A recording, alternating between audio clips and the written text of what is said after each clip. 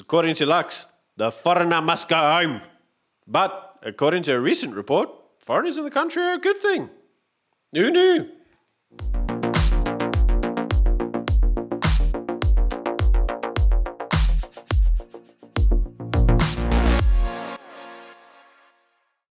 And welcome back to Morning Shots. Hello, Rahman. You've seen this report. I have.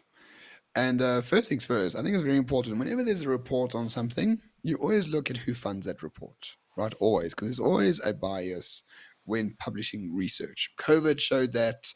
And basically, we do know that most research around immigration and things like that are done by terrible organizations that don't want any borders around the world. So this particular report is from the Institute of Security Studies, and the main funder for a very long time has been the Open Society Foundations, which is George Soros's little group of minions who fund a lot of things around the world to make the world a better place by basically destroying everything that happened before George Soros was born. Yeah, so I mean, obviously, we're referencing a news article which was put on Propaganda 24. And, whenever I start reading a Propaganda 24 article and I see the words ISS, Institute of Security Studies, I immediately raise an eyebrow. We've covered on this channel many times about how the ISS is funded by the Soros Foundation and other foreign NGOs. And for some reason, they seem to be the go-to source on everything that basically kills a nation. Whenever they kind of want to push their propaganda, they always go to them and say, oh, look, their work is wonderful, even though their work is completely horseshit.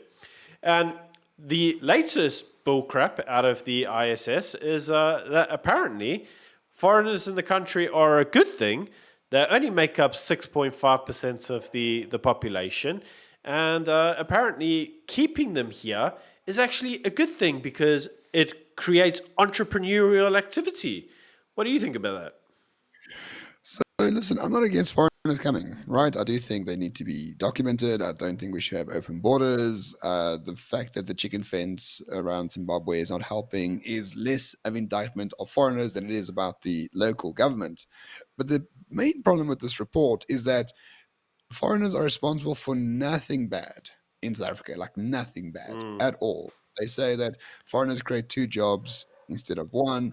Foreigners pay a lot more taxes than local people. They're not flooding health facilities. They're not flooding universities. In fact, foreigners are much harder working, and therefore, everything is absolutely hunky dory.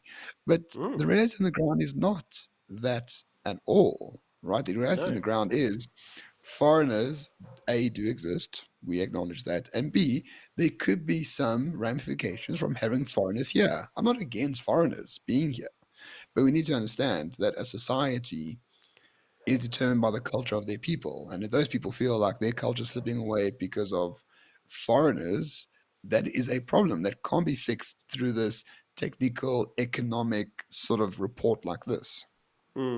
So there's a few points. I've got the article up obviously on the screen, and there's a few points in it that are really curious. So I'm going to quote. It says, there is no evidence to suggest that immigrants took employment opportunities away from South African workers. Our lived experience tells us otherwise. Rather, there is evidence that the opposite is true, that immigrants often create employment for South Africans. Apparently, immigrants were generally more likely to be self-employed, and each immigrant generated around 2 jobs for locals, according to the World Bank study. Immigrants also make up only 5% of the labor market, according to Statistics South Africa data. Around a third of immigrants were employed in the informal sector, which basically means that they're just employed on cash in hand and they do a day's worth of work. What do you make of that, Ramon? Do you reckon that's true or not? Well, I think most of it is true. As I said on this show before, like I'm not for xenophobia. I'm not for kicking people out who just because they're foreign. But for the most part, this country hasn't been destroyed by foreigners, it has been destroyed by local people voting stupidly. And I'll Yeah, for the keep ANC. reiterating that. The country has not been destroyed by immigrants. Immigrants are a consequence of something that is pre existing, which is the stupidity of locals voting for the ANC. So I have no doubt that immigrants actually do work harder than locals because, as we well know, if you're local, you're entitled to a grant if you don't work. If you are a foreign immigrant and you're not corrupt, the chances of you having a grant are extremely low. But if you do have a grant, it's because of corruption in the system, which is an ANC problem. So, can we really blame the foreigners every single time? I don't really think so. I mean, I'm still skeptical of the report because the report basically goes on to say there's a blame for overpopulation and overwhelmed schools. They say that's incorrectly put onto immigrant children. So I'd agree with that. I think the blame there should probably be on the ANC for not actually creating schools but destroying them. And it Yeah. also says that while politicians often publicly denounce and condemn violence against immigrants and prefer to link it to criminality, not xenophobia, there is in reality, and this is what the article says, there's a lack of political will to address the scourge that is mainly due to government failures. So I'd agree with that. I'd agree with all of that. I think that we often do, especially in South Africa, they do blame the foreigners for problems of government failure. I think that is a reality. But with that being said, I'm very skeptical of foreign NGOs when they start saying things like, well, foreigners in your country only are a net positive. Because we've seen this right Mm. across Europe. They all go, oh, diversity is our strength, let's have more foreigners. And then unfortunately, it doesn't really work out that way. What you typically tend to find is that a lot of the individuals may work harder, but they also avoid tax. They may work longer hours, but they also typically tend to break the law. So there are sometimes trade offs. I'm not saying that's always the case. You can't generalize, but it does occasionally occur. And I think in South Africa, to assume that the foreigners are basically not taking that much of a job market, I don't think that's true. I think the foreigners do take up a good amount of the job market, but that's not because of any other reason than A, they're willing to work for less funds, and B, they're actually willing to work. Willing to work for longer hours. Yeah, so and I think that word trade-off is very important. 'Cause as I said earlier, immigration and foreign immigration is something that is not easily explained by technical data, right? So stats say may say there's only X amount of foreigners, or that there's only X amount of foreigners at universities, or things like that. That may be true. The facts may be true, but what is the truth, right? And the truth is, a society cannot exist if there are a lot of people that don't belong in that society within the vicinity of that particular society. And I think foreign nationals in South Africa, by and large, are fine and peaceful and hardworking, but there are trade offs involved, especially in a declining economy, especially in a place where the ANC has destroyed everything. It is not a surprise to me that foreigners are being blamed for a lot of things. And maybe some of those things are true. That's all we are saying. Maybe some of those things are true. We can't just dismiss every single whatever argument against foreigners as just being xenophobic, right? Because sometimes there are truths Yeah, to there are. something.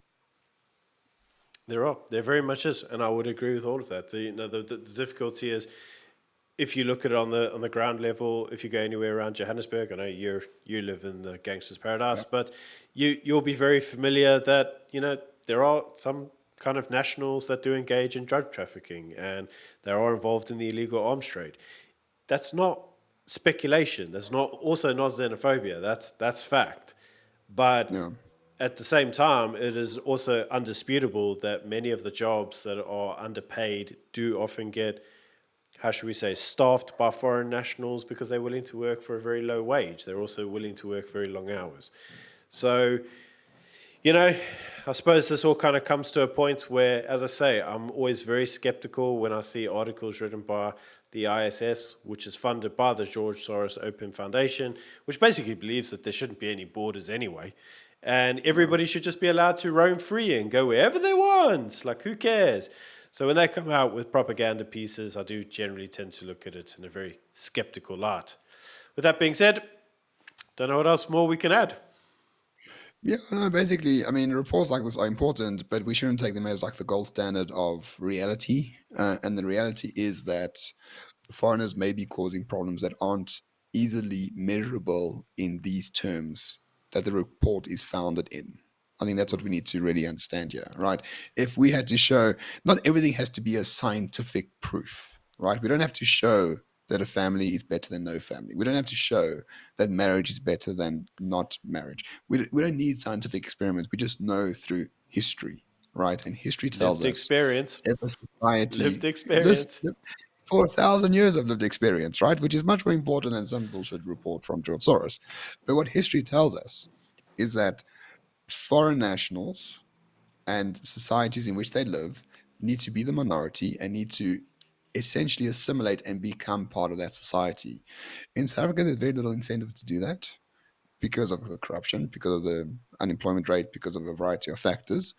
And because that isn't the case, we can expect violence to happen to foreigners or from foreigners in retaliation to locals.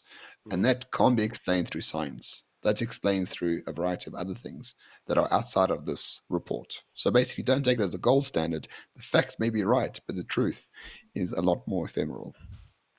I'd agree. Well, that's it for now. Tune in next time. See you soon.